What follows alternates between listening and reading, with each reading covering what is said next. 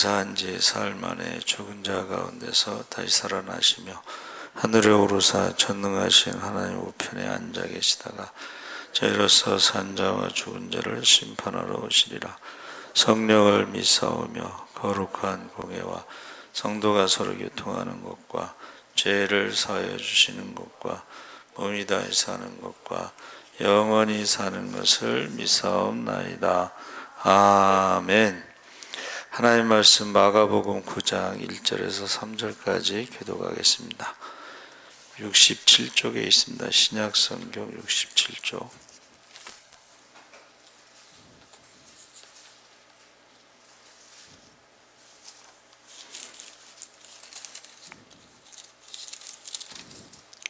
마가복음 9장 1절에서 3절까지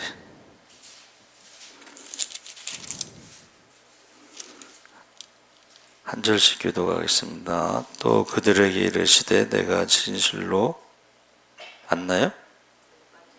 진실로 너희에게 이르노니 여기 서 있는 사람 중에는 죽기 전에 하나님의 나라가 권능으로 임하는 것을 볼 자들도 있느니라 하시니라.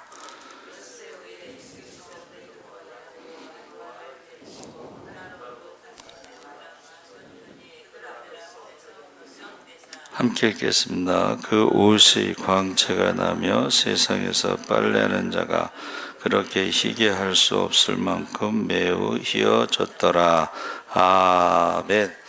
할렐루야. 네, 잘 오셨습니다. 감사합니다.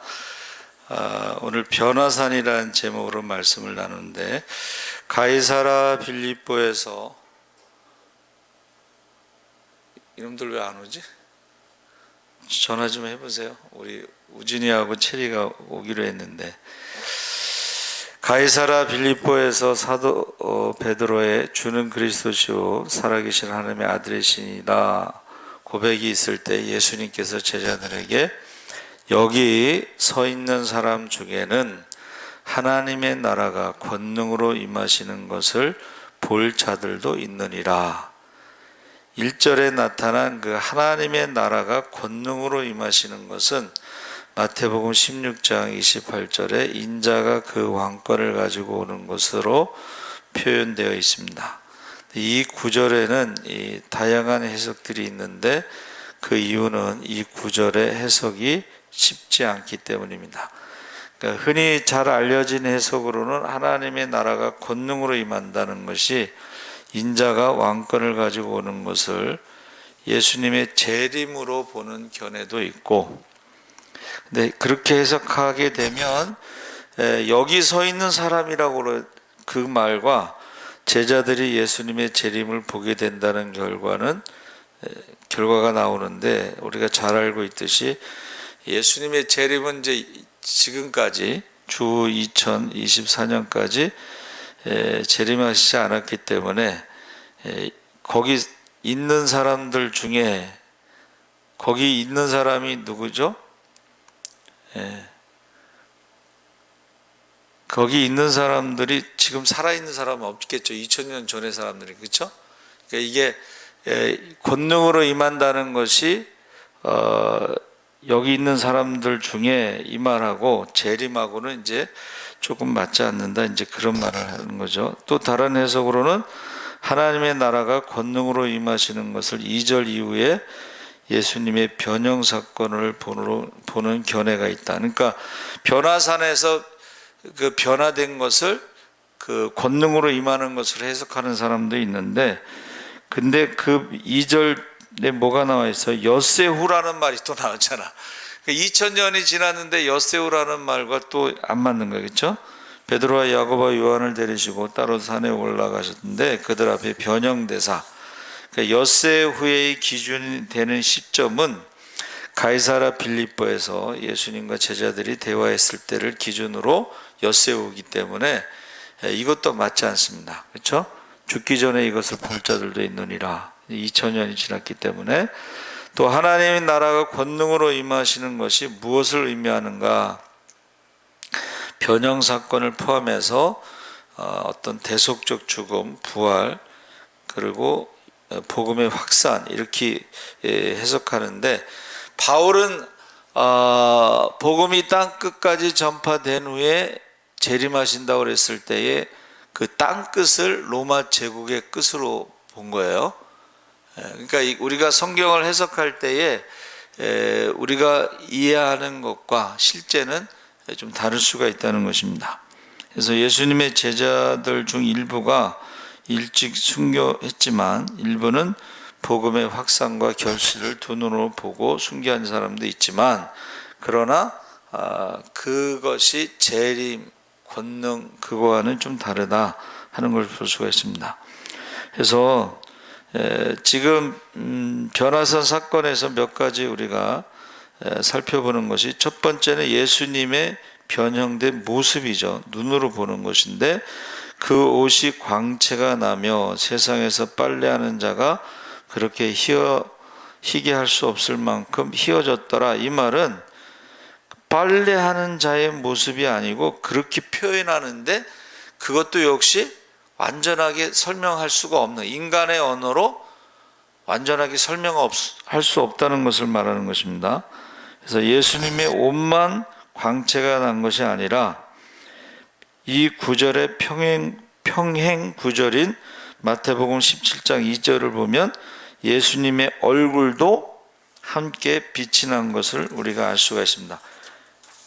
빨래하는 거 세수해서 그렇게 우리가 아무리 빨래를 하더라도, 아무리 우리가 세수를 하더라도 예수님의 변형된 모습은 아니라는 거죠. 그렇죠?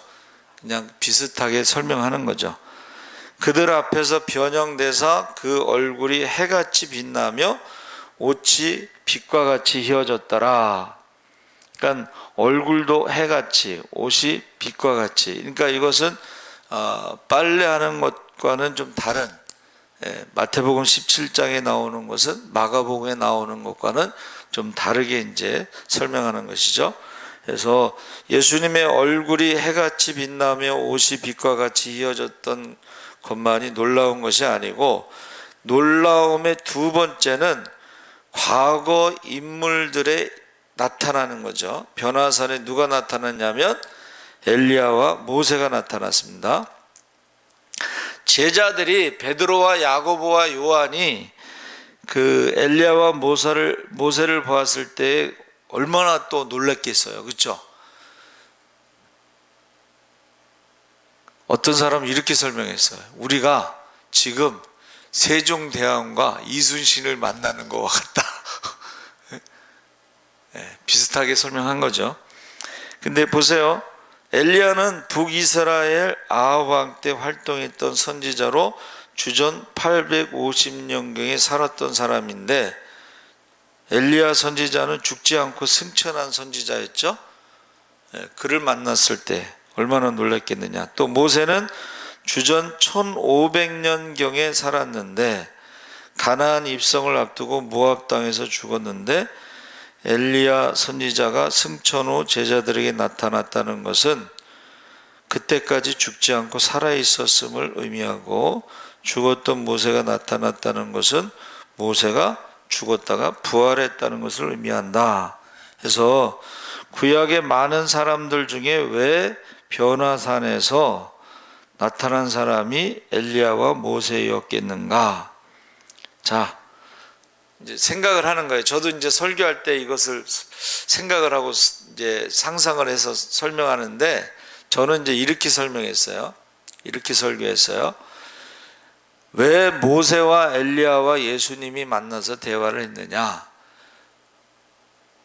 우리를 구원하기 위해서 모세의 율법을 지켜야 구원받느냐?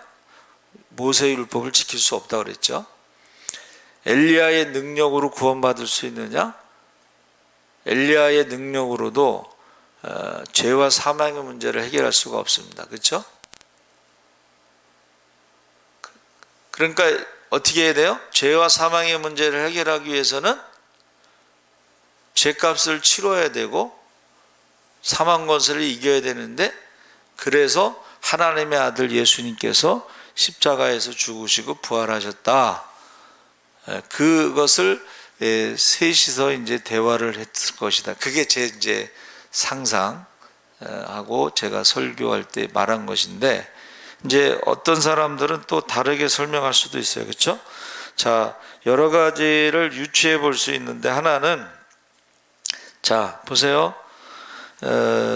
엘리야와 모세의 공통점이 뭐냐면 무덤이 없다는 거예요.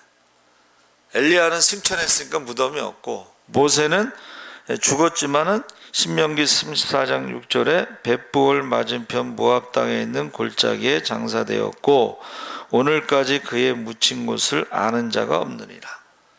그것은 이제 모세를 우상 숭배할까봐 무덤을 모르게 감추었다, 이렇게 설명하는 것이죠. 그래서 무덤이 없는 엘리야와 모세 두 사람이 변화산에 등장한 것은 죽음의 권세를 이기시고 부활하시고 영생하도록 하는 권세를 가지신 예수 그리스도에 대한 상징성이 강하다, 이렇게 해석하는 것입니다. 또 엘리야와 모세 두 사람이 나타났다는 것은 예수 그리스도의 죽음 이후에 있을 부활의 미래적 사건이 현재적 증거로 나타났다. 이 말은 뭐냐면, 예수님께서 베드로가 신앙 고백한 후에 내가 이제 예루살렘에 올라가서 대제사장들과 장로들에게 이제 내가 죽임을 당할 것이다 했을 때 안 믿었잖아요. 그리고 사흘 만에 부활한다는 것을 안 믿으니까 베드로와 야고보와 요한을 데리고 부활의 모습을 보여주신 것이다. 부활의 모습. 그러니까 해같이 빛나고 빛과 같이 그 옷이 변화된 것이 부활하신 주님의 모습을 미리 보여주신 것인데, 그것을 나중에 지금 가서 제자들에게, 야 우리가 변화산에 올라갔는데 부활하신 주님의 모습을 봤어, 이렇게 말해도 믿지 않겠지만 지금 말하지 말고 부활하신 후에 제자들이 믿지 않을 때에 그 이야기를 해라, 이제 그렇게 말씀하셨죠. 그래서 예수님조차도 두려워 떠는 제자들에게 무슨 말을 해야 할지 못하시고 이는 그들이 몹시 두려워함으로 그가 무슨 말을 할지 알지 못하더라.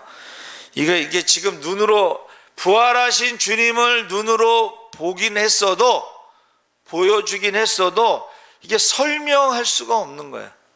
근데 제자들의 반응은 이제 두려워하더라 그랬죠. 부활하신 주님을 만났을 때도 역시 두려워했다. 주님을 만났을 때 두려워했던 모습이 어디 있었죠? 풍랑이는 바다에 밤에 갈릴리 호수를 걸어오시는데, 와 유령이다, 유령이다, 예수님을 밤에 몰라보고 유령이다 그랬잖아요. 그때도 예수님께서 뭐라 그랬어요? 두려워하지 말라, 나다, 나야. 그러니까 눈으로는 잘 안 보여도 예수님의 음성은 알아들었겠죠. 나야, 두려워하지 마, 귀신이 아니야, 유령이 아니야. 근데 변화산에서도 비슷한 경험을 했다는 거야. 그래서 갈릴리 호수에서는 뭐라고 그랬어요? 저가 누구시기에, 그렇게 제자들이 질문했죠. 그러니까 예수님과 늘 밤낮으로 같이 있었어도 예수님에 대해서 잘 다 알지 못했다는 거야. 그러니까 우리가 신앙생활할 때도 마찬가지입니다. 우리가 예수님에 대해서 경험한 만큼만 아는 것이지, 경험하지 못한 것에 대해서는 잘 알지 못하는 거예요. 자, 열두 제자도 어떻게 해요? 성령 받기 전에는 3년 동안에 경험한 거 외에는 몰랐다는 거야. 그러니까 성령을 받기 전에는 우리가 예수님이 부활하신 것을 믿을 수가 없었던 거야. 그렇죠? 그런데 성령 받고 나니까 우리가 부활의 증인으로 두려움이 없어지고 담대하게 말할 수가 있는. 그래서 제가 좋아하는 게 간증입니다. 간증. 우리가 가정 예배를 통해서 가정의 영적 기상도가 바뀝니다. 예배 드리기 전후가 달라지거든요. 하나님과 우상이 예수와 귀신이 함께할 수 없다 그렇게 성경에. 또 감사와 찬양의 예배를 통해서 감사와 찬양이 성령 충만 예배가 시작된다 그랬죠 제가. 그러니까 우리가 감사와 찬양하는 것이 성령 충만 받는 것 중에 가장 쉬운 방법 중에 하나예요. 기도는 우리가 쉽게 할 수가 없어요. 그렇죠?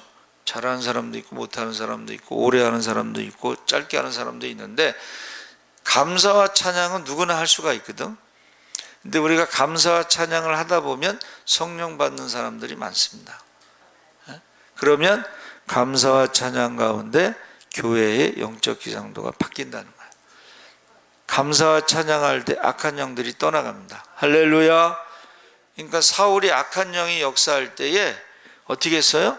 다윗을 불러다가 찬양하게 했잖아요. 악기를 다루면서. 그렇죠?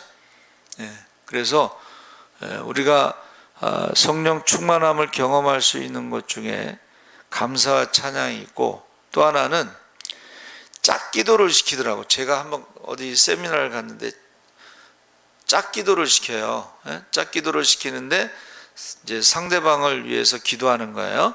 그리고 생각나는 단어 3개를 상대방에게 말하는 거예요. 상대방에.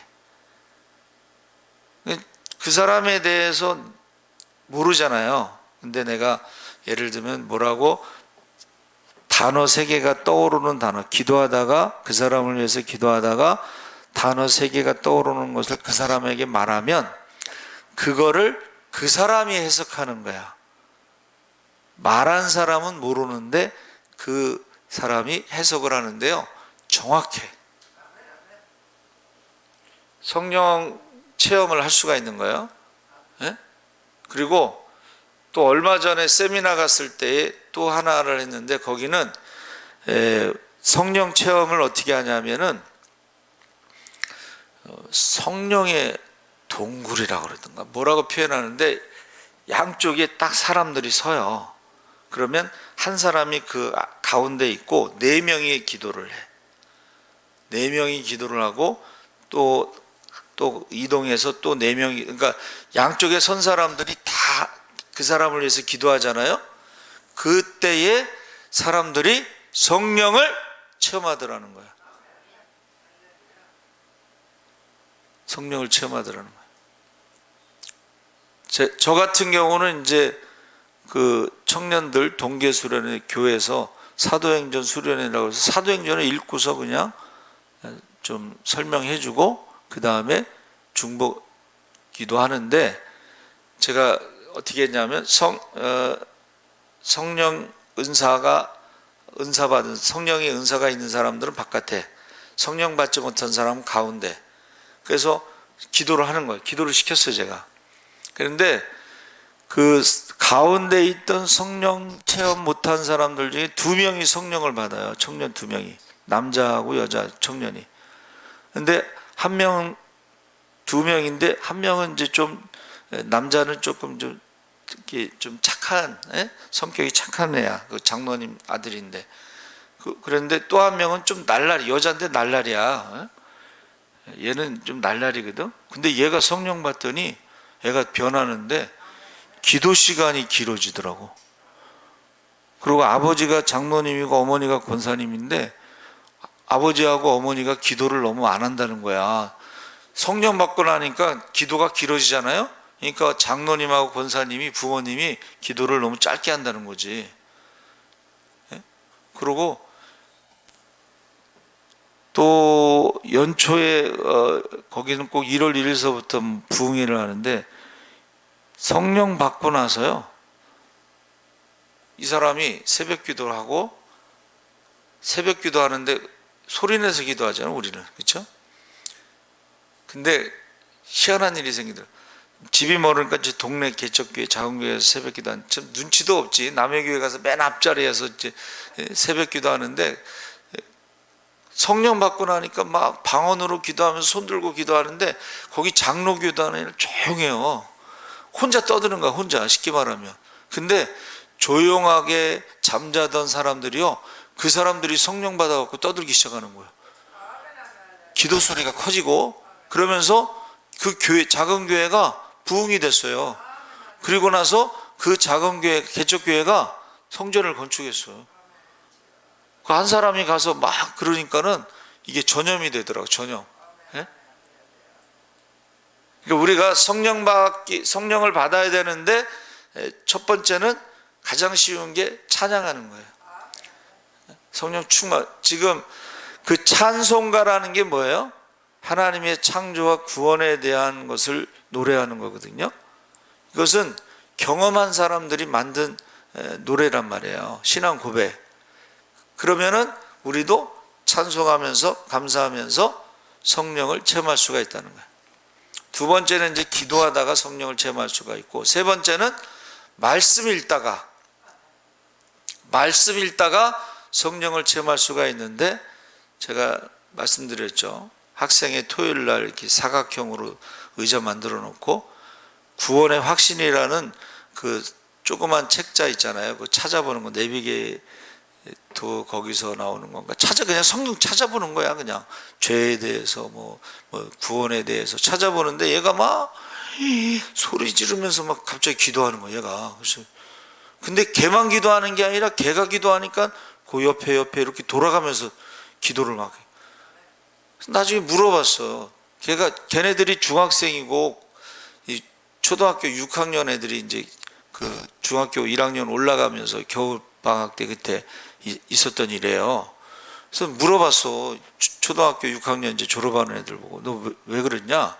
그리고 첫 번째 막 소리 지르고 울었던 애는 너 왜 그랬냐 그랬더니 성경을 읽으면서 죄에 대해서 심판에 대해서 읽다가 죽을 것 같더래.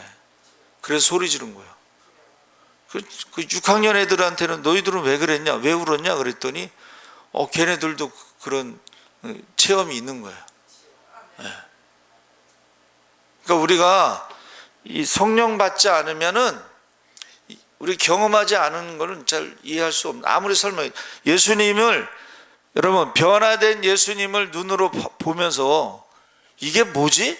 하고 두려움이라는 것밖에 없었다는 거죠. 근데 예수님도 막상 뭐라고 설명할 수가 없다는 거예요, 지금. 예? 그때에 여러분 그때에 하나님의 음성이 들렸습니다. 할렐루야. 이는 내 사랑하는 아들 기뻐하는 자라. 자, 하나님의 음성이 두 번 들렸죠. 세례 받으실 때 성령이 비둘기처럼 내리는 것을 보았을 때, 세례 요한도 예수님에 대해서 광야에 외치는 자의 소리로 예수님에 대해서 증거했지만 누군지 잘 몰랐다는 거예요. 근데 하나님께서 가르쳐 주셨다는 거예요. 뭐라고 그랬어요? 성령이 임하는 그가 성령으로 세례를 주는 자 메시아 하나님의 아들이다. 할렐루야. 그때 성령이 비둘기처럼 내리고 어떻게 해요? 하나님의 음성이 들렸다는 거예요. 사실은 신앙촌의 박태선 장로가 능력이 많이 나타나서 성령이 임했어요. 그래가지고 성탄절, 제 친구가 거기 신앙촌에 있었거든. 근데 그 성탄절에 이렇게 성탄 트리 뭐 이런 거 하잖아요. 그럼 사진을 찍잖아요. 그럼 여기 천사들이 찍히는 거예요. 천사들이. 혜경이가 그때 심야기도 때 금요일 날 와갖고 여기서 앞에서 막 돌아다녀서 왜 그랬냐 그랬더니 천사가 있어갖고 걔가 그거 보려고 앞에 나와서 왔다 갔다 한 거예요. 걔가 영안이 열려가지고 금요일 날 심야기도 때 목사님이 설교하실 때요, 하늘에서 금가루가 내려왔어요. 그런 얘기를 해요. 그러니까 영안이 열린 거죠. 그리고 여기 등산하는 사람들이 여기 술집이 많잖아요. 그 아저씨들이 이제 거기서 여름인가 봐 더울 때니까 밖에서 이제 술을 먹고 그럴 때에 그 술병 안에 뱀이 들어있더래. 술병 안에 뱀이. 그런 거 자주 보는 건 안 좋지만 그 본 거를 얘기하는 거예요. 그렇죠? 그래서 나중에는 이제 그게 안 보이기 시작했는데 이제 기도를 안 하니까는 안 보였는지 하여튼간 안 보이기 시작했는데 그 얘기를 해요. 이병관 집사도 저희가 그 지하에 있을 때요 힘들었잖아요. 근데 꿈을 꾸면은 하나님이 황금 옷을 입혀주더래. 그러면서 참 부럽다. 이병관 집사가요 고등학교 때 성령 받고 신유의 은사가 있습니다. 그래갖고 목사님이 신방 다닐 때 고등학생을 데리고 다녔어. 아픈 집에 신유의 은사가 났다. 그래서 원래는 신학교를 가려고 했는데 여동생이 뭐 한둘이 아니잖아. 그러니까는 여동생들을 이제 키우느라고 신학교를 못 간 거야.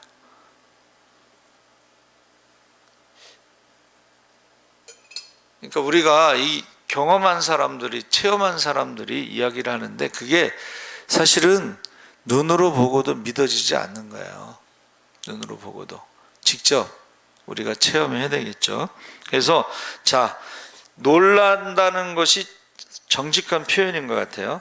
자, 모세는 모세오경을 율법의 그 창시자다 뭐 그렇게 표현하는데 모세오경을 지었고 또 모세가 출애굽의 지도자로 홍해를 건너고 반석에서 물이 나고 하늘에서 만나가 내리고 이런 것에 대해서 유대인들은 모세의 종교잖아요. 율법의 종교. 그 모세를 보았을 때 제자들의 그 어떤 감격 굉장했겠죠. 그렇죠? 근데 그 모세의 율법을 지켜서 구원받을 수 없고 엘리야를 만났을 때도 그 얼마나 대단했겠어요. 그렇죠? 그래서 하나님의 음성을 듣고 그 다음에 뭐라 그랬어요? 한번 따라해 보세요. 예수만 보이더라. 우리가 신앙생활할 때 예수만 보여야 돼요. 교회 와서 자꾸 사람들 뭐 이 사람 누구 때문에 시험 들었다, 누구 때문에 상처받았다.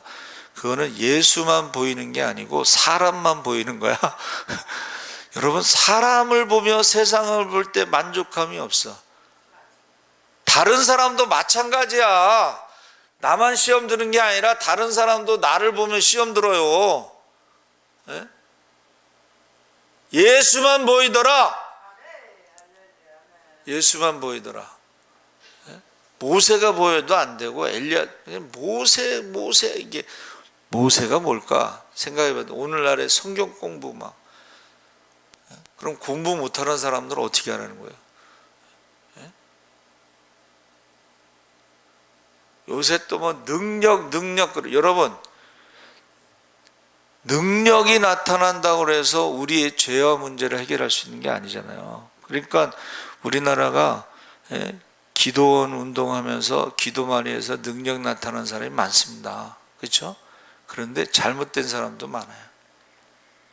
말씀이 없이 능력만 따라가다가는 큰일 나는 거예요.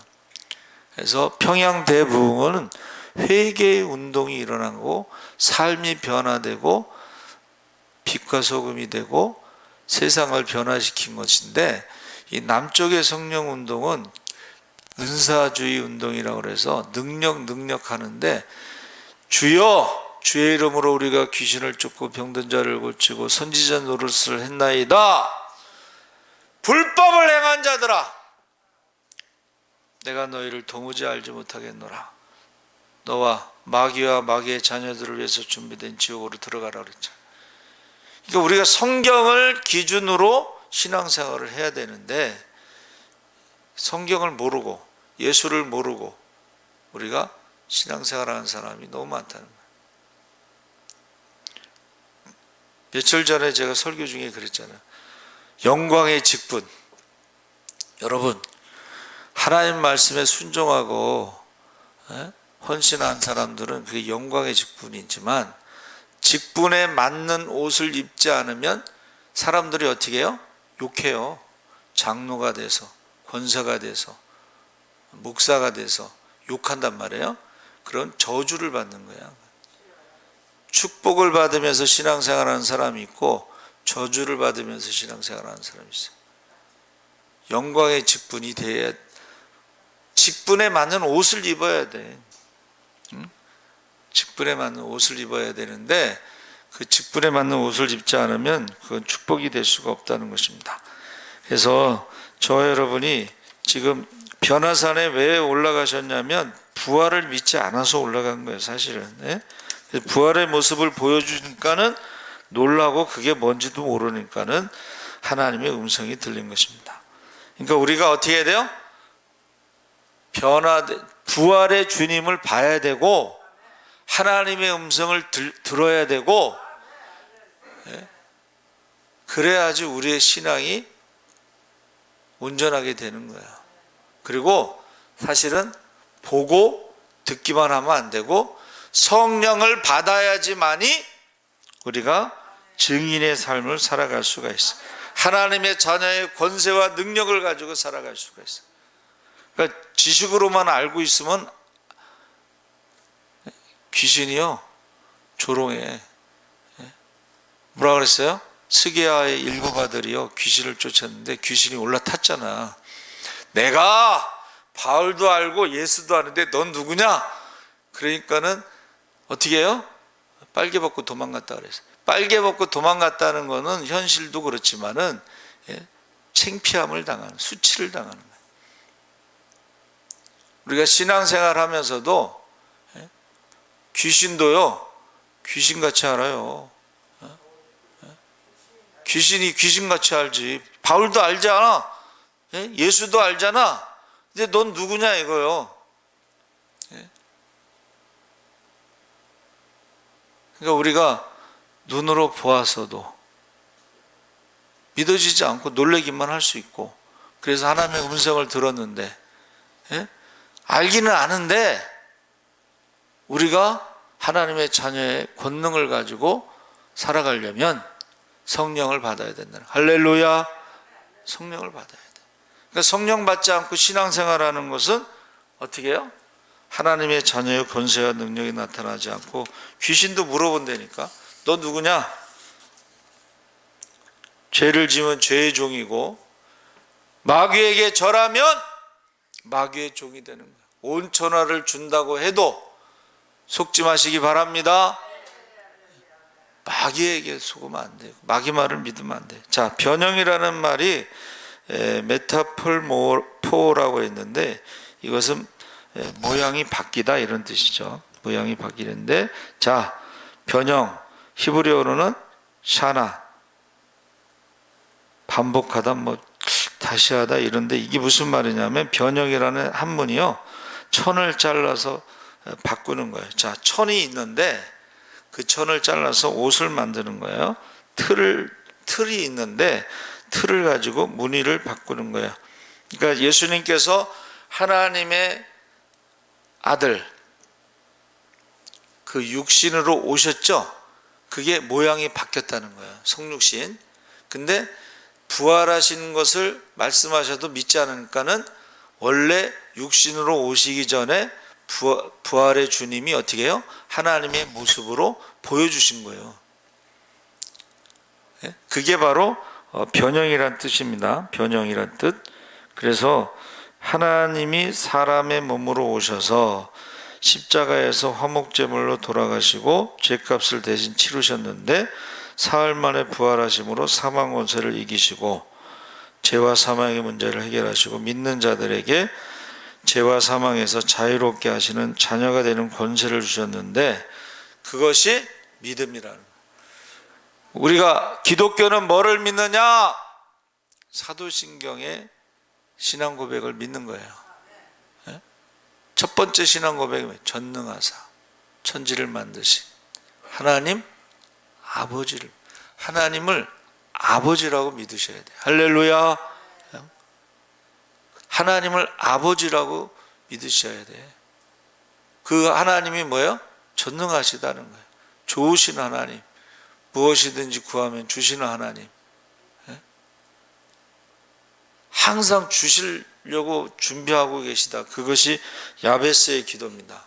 야베스의 기도라는 책에 보면 오늘도 하나님께서 우리에게 주시려고 준비를 했는데 구하지 않아서 주시지 못한 분실물이 하나님 나라의 창고에 쌓여 있다는 거예요. 제가 우리 청년이 모토로라 중고, 그러니까 손님이 새 거를 사서 모토로라 중고를 저를 선물 줬어요. 근데 이걸 지하철에 두고 내렸어요. 그래서 서울역에 있는 분실물 센터에 갔는데 얼마나 많은지 몰라. 찾아가는 사람이 없는 거야. 그것을요 1년 동안 모아놨다가 그것을 찾아가는 사람이 없으면 그것을 벼룩시장 같은 데다 팔아서 그 돈을 가지고 이제 이렇게 어려운 사람을 도와준다 그래요. 근데 갔는데 없더라고. 모토로라 처음에 굉장히 조그만 거 전 폴더인데 굉장히 좋아. 여러분, 야베스의 기도가 뭐냐면 하나님이 오늘도 주시려고 하는 축복이 있는데 구하지 않아서 주시지 못한 것이 하나님 나라의 창고에 지금 쌓여 있다는 거야. 그러니까 천국은 침노하는 자일 것이다. 할렐루야. 천국은 침노하는 자.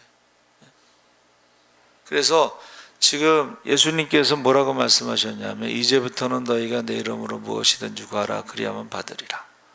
우리가 하나님의 자녀가 됐으니까. 그래서 여러분 카드 중에 한도가 없는 카드가 블랙 카드라 그러는데 전 세계에 몇 명밖에 없대요. 근데 블랙 카드보다 더 대단한 것이요 기도의 카드예요. 할렐루야. 천국 열쇠예요. 할렐루야.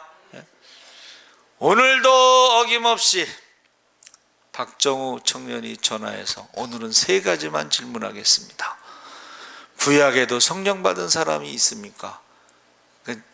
성령 받은 사람이 없다고 생각해서 성령 받은 사람이 있는데 구약의 성령은 일시적으로 특별한 사람에게 어떤 특별한 목적을 가지고, 신약의 성령은 뭐예요?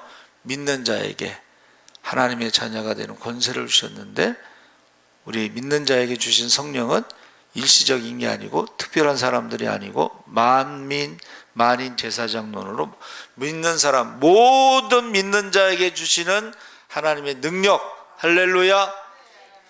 두 번째 질문은 뭐냐 그랬더니 두 번째 질문은요, 또 세 번째 질문은요, 그러더니 지금 생각났는데요. 네 번째 질문. 지금 생각났는데요. 다섯째 질문. 질문이 많아. 왜 가룟 유다가 자살했느냐 이거요. 하나님이 계시면 그를 살려야지 뭐 그런 식으로. 근데 왜 자살했어요? 루터가 이렇게 얘기했습니다. 새가 머리로 지나가는 것은 막을 수 없지만 새가 내 머리에 둥지를 트는 것은 막을 수 있다. 이 새가 마귀를 말하는 거예요. 마귀는 항상 우리 주변에 있습니다. 여러분, 항상 옆에 있는 거예요. 근데 그 마귀가 틈타지 못하도록 마귀를 대적하라. 할렐루야. 마귀를요 틈을 주면 안 돼요. 죄를 짓잖아요. 빨리 회개하지 않으면 그게 마귀가 들어오는 거예요. 죄의 종이 되고 마귀의 종이 되는 거예요.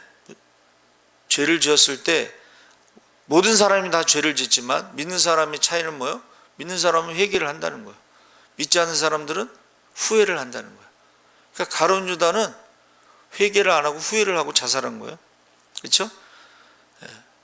세 번째 질문은 하여튼 질문이 하도 많아가지고 제가 다 기억을 못하는데 매일 그렇게 전화해서 질문해. 근데 왜 솔로몬의 그 전도사의 헛되다라는 말이 뭐냐? 그걸 질문하더라고.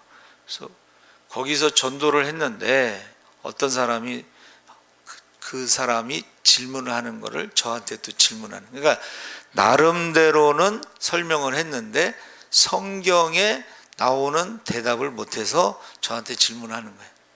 예? 그래서 왜 시험했느냐 이거예요. 아브라함을 왜 시험했느냐? 여러분, 아브라함을 왜 시험했어요? 아브라함을 축복하시려고 시험한 거예요. 예? 그래서 아브라함을 시험한 건 테스트라고 그래서, 테스트라는 건 뭐냐면 진짜인지 가짜인지를 확인하는 게 테스트예요. 그러니까 아브라함의 믿음이 진짜인지 가짜인지. 그러니까 내가 나를 믿는 것을 이제 알았노라 그랬잖아요. 그러니까 테스트에 통과가 된 거야. 테스트에 통과가 되면 믿음의 조상으로서의 큰 축복이 있었던 거예요. 그래서 하나님이 테스트했을 때 진짜면은 큰 축복이 있는 거예요. 상급이 있는 거예요. 합격한 거예요. 그런데 욥 같은 경우는 트라이얼, 연단이라고 그랬어요. 연단. 연단의 목적은 뭐예요? 우리의 믿음이 정금같이, 순금같이 되는 거예요. 연단이 필요해. 우리가요, 우리의 믿음이 있는데 좀 그거를 연단이 필요해서 그래야지 정금 같은 믿음이 되는 거예요. 할렐루야. 예. 또 하나는 사탄이 에덴 동산에서 하와를 유혹한 것, 템테이션. 그래서 또 다 세 가지가 T로 되잖아요. T. 테스트, 트라이얼, 템테이션. 사탄이 유혹하는 거는 죄를 짓게 하기 위한 거야. 거짓말에 속으면 마귀에게 한번 절하죠? 마귀에게 한번 예배드리죠? 그럼 마귀의 종이 되는 거예요. 그러니까는 예수님께서 사탄아 물러가라, 하나님만 경배해라. 그런데 오늘날 많은 사람들이 하나님만 경배하는 게 아니고 온 천하를 준다는데, 한 번만 하면 다 준다는데 거기에 속는 거예요. 그렇죠? 네. 그래서 세 가지 답을 해주고 나니까는 생각났는데요, 계속 얘기를 사실은 어제 같은 경우는 이제 전화를 10시 15분인가 해서 그거 하다 보니까 시간이 1시간 지나가고 설교 준비가 잘 안 되고, 그래서 오늘은 안 받았어요. 그래서 설교 준비 끝나고 12시 넘어서 전화를 제가 했어요. 그랬더니 질문을 하는 거예요. 근데 나름대로 대답을 하더라고. 근데 성경에 있는 대답을 하지 않고 자기가 생각하는 것을 대답하는 거예요. 근데 우리는 성경에 나와 있는 그것을 우리가 알아야 돼. 그러니까 성경에 나와 있는 주님의 모습을 보고 하나님의 음성을 듣고 성령을 받아야만이 우리가 증인의 삶을 살아갈 수가 있습니다. 그래서 저의 변형이라는 것은 뭐예요? 하나님이 육신이 되셨고 그 육신이 죽으시고 부활하신 모습을 보여주셨는데 이게 멍하고 있었던 거예요. 그리고 하나님의 음성을 들었는데 너희는 그의 말을 들으라. 너희는 그의 말을 믿으라. 할렐루야. 네. 그래서 지금은 우리가 다 이해하고서 예수 믿는 건 아니에요. 그렇죠? 그것을 다 알고서 예수 믿는 것도 아니고 다 이해하고 믿는 게 아닌데 우리가 어떻게 해요? 기도하면서 하나씩 하나씩 경험하게 되는 거예요. 그래서 저희 어머니도 무학자셔요. 배운 건 없으셔요. 근데 기도를 많이 하셔요. 기도는 뭐 새벽 기도, 산기도, 뭐 40일 작정, 50일 작정, 뭐 하여튼 기도를 많이 하셔요.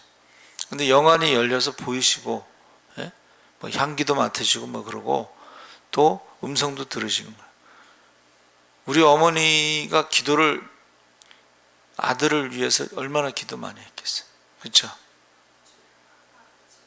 돈은 없지. 맨날 융자 통장 갖고 학교 다니지. 책값도 없지. 차비도 없지. 얼마나 기도 많이 했겠어요. 그렇죠? 근데 하나님의 음성이 들리는 거예요. 이는 내 사랑하는 아들 기뻐하는 자라. 저희 어머니가 2번 음성을 듣습니다. 저희 어머니 새벽 기도 때 음성 듣고 나서 저한테 늘 얘기를 해주거든. 저희 어머니가 그래서 그때부터 하나님 아버지 사랑하는 아들입니다. 모세의 기도를 배워가지고 안 믿는 사람들이 뭐라고 하겠습니까? 2가지 기도입니다. 여러분, 다 알고서 믿는 게 아니고 때가 되면, 그런데 성령을 받으면 그게 변화산에서 보여주신 것이 부활하신 주님의 모습이구나 하는 것을 알았다고 성경에 기록되어 있습니다. 그러니까 저와 여러분은 어떻게 해야 돼요? 성령 충만함 받으시기 바랍니다. 성령께서 가르쳐 주신다 그랬어요. 깨닫게 하신다 그랬어요. 성령께서 기억나게 하신다 그랬어요. 그러니까 여러분 궁금한 거 있으면 물론 저한테 물어봐도 돼요. 근데 저도 모르는 게 있잖아, 그렇죠? 근데 하나님한테 직접 물어봐도 돼. 제가요 하나님을 사랑하고 이웃을 사랑하는데 하나님을 사랑하는 게 뭡니까? 라고 하나님 앞에 기도했어요. 근데 하나님께서 하나님 말씀에 순종하는 것이 하나님을 사랑하는 것이다. 제가 응답을 받았어요. 내 이웃을 내 몸과 같이 사랑하라는 건 뭡니까? 하나님이 가르쳐 주신 거예요. 너를 낳아준 부모처럼 섬기고 내가 낳은 자녀처럼 돌봐라. 가르쳐 주신 거야. 근데 나중에 성경을 읽다 보니까 성경에 나와 있더라고 그게. 예? 응답을 먼저 받고 나중에 성경에서 그걸 또 찾은 거예요. 예? 여러분 성경을 읽다가 깨달을 수도 있고 먼저 기도하고 응답받은 것을 나중에 성경에서 찾을 수도 있어요. 예? 그러니까 저와 여러분이 임직식을 앞두고 기도하는데 제가 뭐라 그랬어요? 시험에 들지 않게 기도하라고 그랬잖아요. 시험에 깨어 기도하라. 예수님께서도 십자가에 지시기 전에 시험에 들지 않게 기도하라 그랬잖아요. 그렇죠? 예. 임직식 때 꼭 시험 드는 사람들이 있거든. 꼭 저 사람이 무슨 권사냐고 자기는 그 사람보다 더 못하면서도 그렇게 얘기해. 그 사람은 그래도 주일 성수하고 11조도 하고 성경금도 하고 교회 봉사도 하고 다 하는데 자기는 주일 성수도 안 하고 11조도 안 하고 그러면서도 뒤에서 말하는 사람이 있어. 여러분 시험에 들지 않게 기도해 주시기 바랍니다. 시험에 들지 않게. 그리고 혈통의 자녀와 믿음의 자녀를 위해서 정말로 눈물로 기도해야 돼. 기도하지 않는 것은 죄를 짓는 거예요. 기도를 쉬는 죄를 짓는 거예요. 전도를 쉬는 죄를 짓는 거예요. 그래서 이 시간에 주여 3번 부르짖고 기도하실 때에 임직식을 앞두고 시험에 들지 않도록 기도해 주시고 또 혈통의 자녀, 믿음의 자녀를 위해서 기도해 주시고 그리고 성령 충만함 받을 수 있도록 우리 주여 3번 부르짖고 기도하겠습니다. 주여 주여 주여 할렐루야. 살아계신 아버지 하나님 하나님께서 함께 하시옵소서. 예수님의 말씀을 저희가 믿지 않았습니다. 예수님이 십자가에 죽으신 걸 믿지 않았습니다. 저들은 예수님이 왕이 되기를 원했고 그들은 세상에서 아버지 큰 자가 되기를 원했습니다. 아버지 하나님